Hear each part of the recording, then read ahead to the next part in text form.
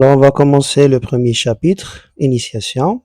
Nous allons entamer les notions de base et puis on va passer aux études scientifiques.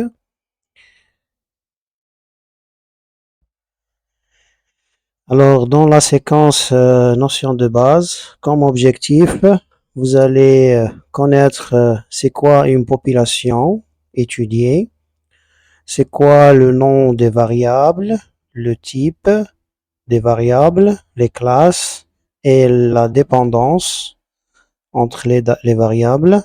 Vous allez connaître les outils informatiques, connaître le seuil de signification et puis connaître aussi l'intervalle de confiance.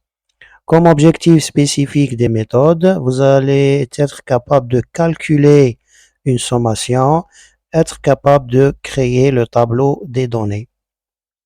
Et comme attitude, vous allez être capable de conduire une analyse statistique.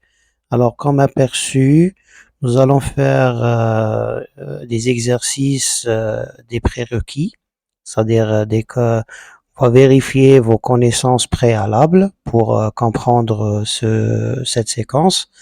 Ensuite, on va parler de la population statistique. Les individus, ou bien c'est quoi l'individu ou unité statistique.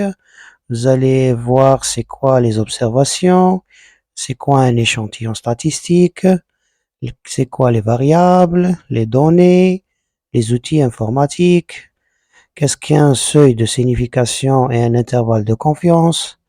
Ensuite, on va euh, comprendre c'est quoi la sommation et à la fin, on va faire une évaluation de ce que nous avons vu lors de cet apprentissage.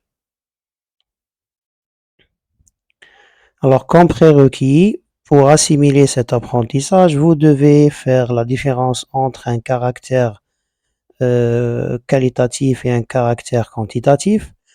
Vous devez aussi connaître les états d'un caractère et puis vous devez être capable d'ordonner les états d'un caractère. Alors, comme un premier exercice, alors sélectionnez tous les caractères suivants qui sont des exemples des caractères quantitatifs. Alors, vous avez A, B, C, D, E, vous allez choisir, c'est une question à choix multiple. Alors, nous allons commencer par la euh, première réponse, nombre des plantes atteintes, je vais cocher. Taux de sucre soluble, je vais aussi cocher. Troisième, quatrième et cinquième. Alors pour voir ce genre d'exercice, je peux cliquer sur correction pour voir les réponses justes et les réponses fausses avec la justification. Et puis là, vous avez une remarque et là, vous pouvez recommencer jusqu'à que vous arrivez à répondre à cette question.